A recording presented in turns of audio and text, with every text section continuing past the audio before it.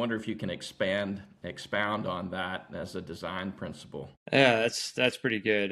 Yeah, I think one of my just kind of core means of operating and core things that I really care about is sort of, I guess, site-specific design, and that every golf course should really just kind of feel at home within its site, and that sometimes that's overt feature shaping, like you see on some of that kind of the early golden age stuff, in the Northeast and over in England, and that works and fits really well. Other times it's just really truly blending in and playing off of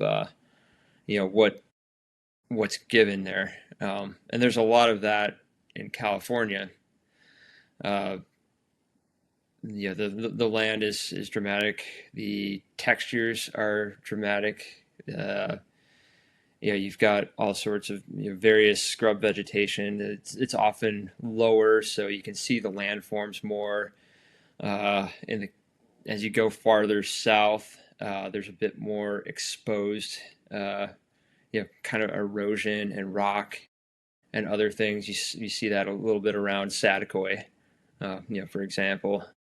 And you really see when you go back through like George Thomas's book, just the pictures through there and how dramatic those holes were. There's a reason that the kind of the sand flash, the flashy sand bunkers that Mackenzie and Thomas and Bell really kind of started with here in California, took off and have stuck pretty much everywhere ever since, is because they fit with that landscape so well. The hills, the topography, they fit with the scale. They offer an opportunity to blend with some of that erosion. So that's, in kind of a bigger sense, that's kind of playing off the idea of geology. But I think it got me thinking too about just true like natural golf and the links land, and more or less a lot of those systems are kind of the same. They're sandy with some grass, kind of lower grasses on top, dunes and undulations and all that, next to the sea. But when you really look closely, they're all a bit different. And there's wind at play with that. Sometimes there's water receding with that.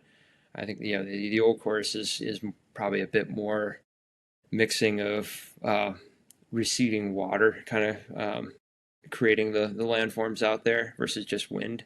Mm-hmm. A lot of times wind you kind of see like repeat. It can be a bit more repetitive, like in rows.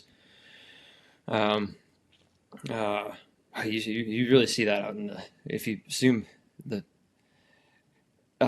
Nebraska sandhills. If you kind of zoom in and out of there, you can see like repeat dunes just kind of going across, and especially kind of like northwest, kind of getting away from the golf courses where there's like ponds in between each of them. There's like dune, pond, and they're almost evenly spaced. Mm-hmm.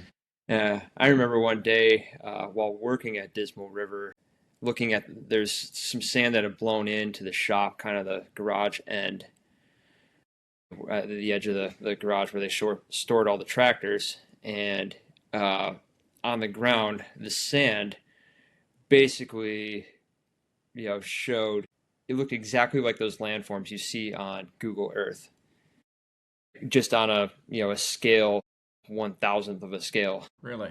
Probably even smaller than 1/10,000th. Just right there on the ground, just repeat little dunes. And that's kind of one of the neat things is geology tends to repeat itself at various scales.